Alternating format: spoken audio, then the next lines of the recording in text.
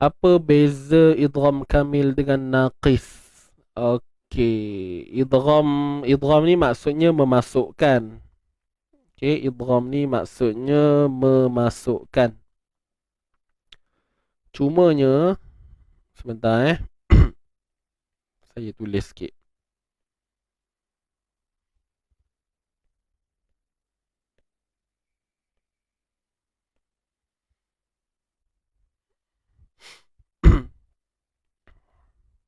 Idgham. Secara ringkas idgham ni maksudnya masuk.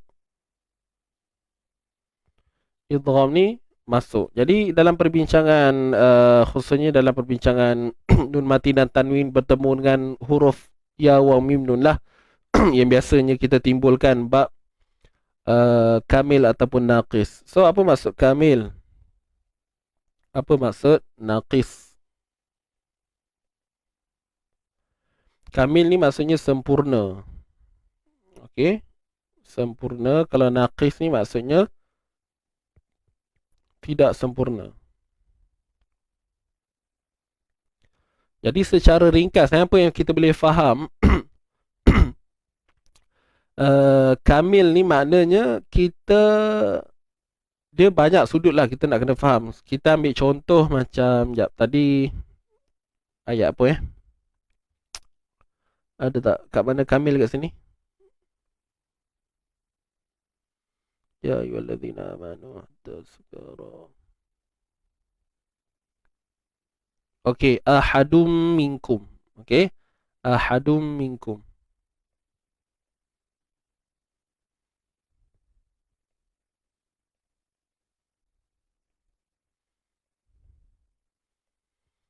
Ahadum.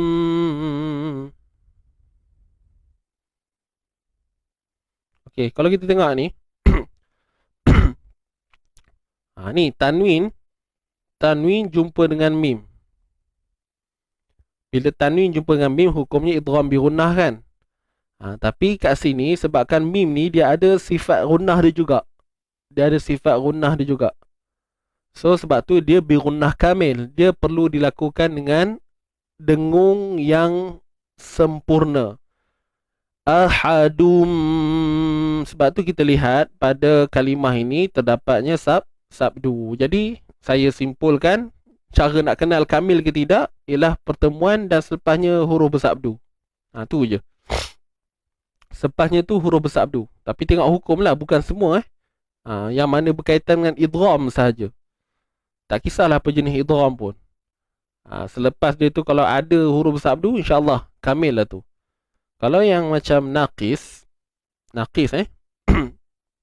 saya ambil contoh macam kalimah man yasha.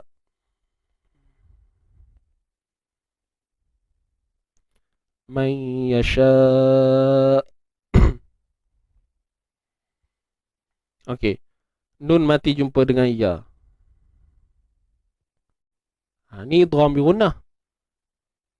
Okey. Apa beza dia? Beza dia kat sini tak ada sabdu. Kat sini ada sabdu. Yang kat sini tak ada sabdu. Dan bacaannya bunyi mai.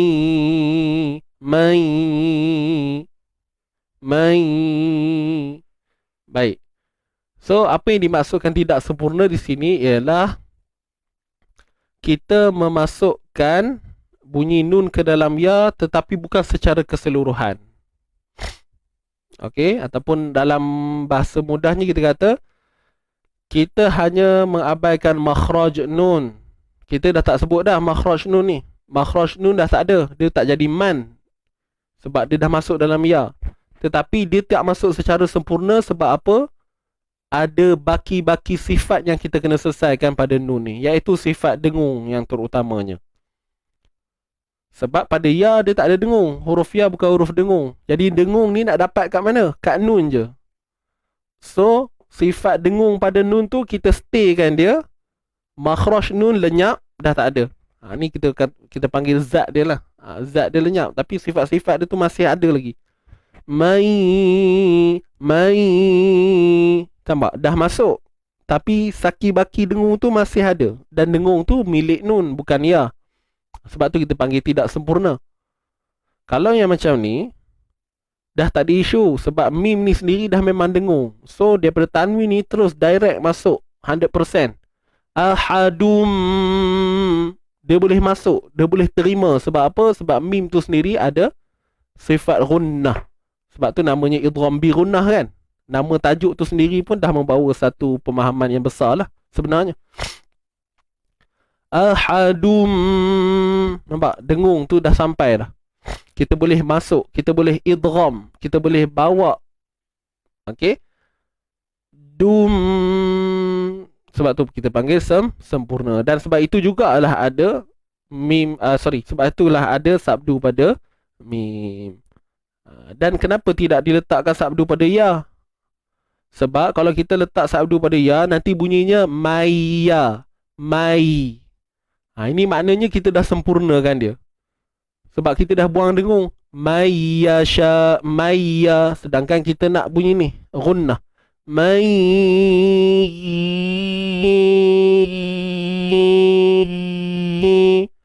Bila kita picit hidung kita, mai, ada bunyi sengau kan? Maknanya kita sedang adakan proses dengung tu. Itu yang kata tidak sempurna tu.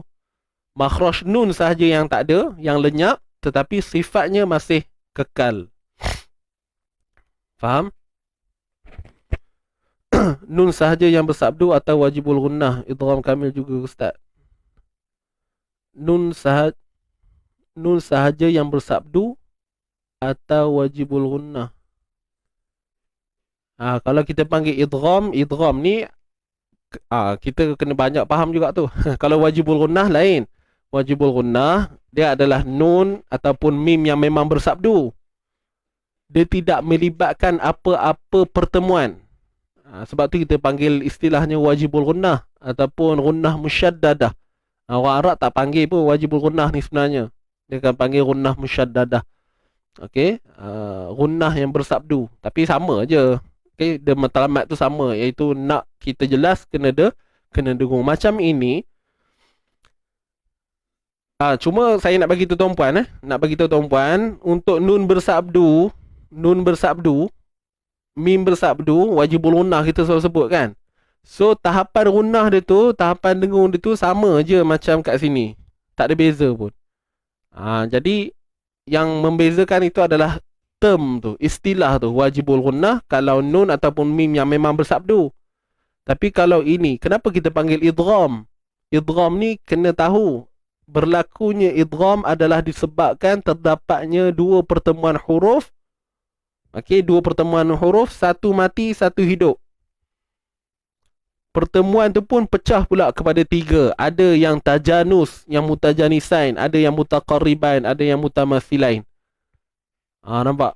Jadi perbincangan dia bukan terhenti untuk beberapa peringkat sahaja. Banyak benda yang kita kena faham dan jelas. Cuma secara ringkasnya tadi begitulah.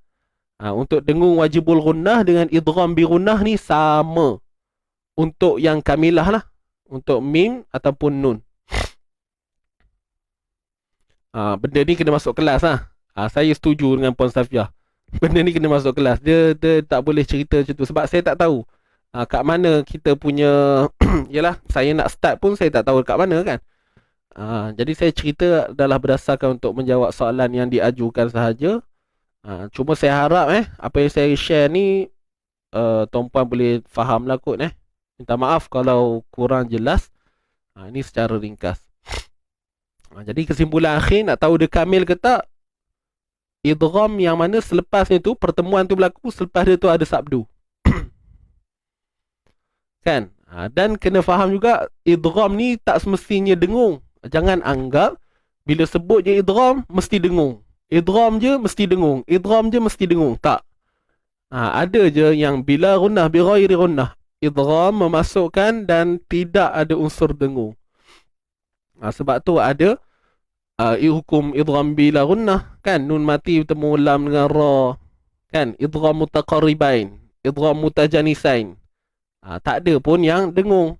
Yang melibatkan dengung ni adalah di mana keadaan yang melibatkan nun mati ataupun mim mati, ataupun nun dengan mim tu sendiri. Itu sahaja. Okey. Bab-bab ni memang kena ni lah. Tu pun tak masuk lagi kan. Bab martabat gunnah, itu banyaklah cerita dia tu. Minta maaf kalau tak berapa nak menjawab sangat soalan tu. Tapi insyaAllah untuk soalan yang tadi secara ringkas, itulah dia. Sebab soalannya tadi, apa beza kamil dengan naqis? So kamil sempurna, naqis lawan kepada kamil, iaitu tidak sempurna. Wallahu ta'ala a'lam.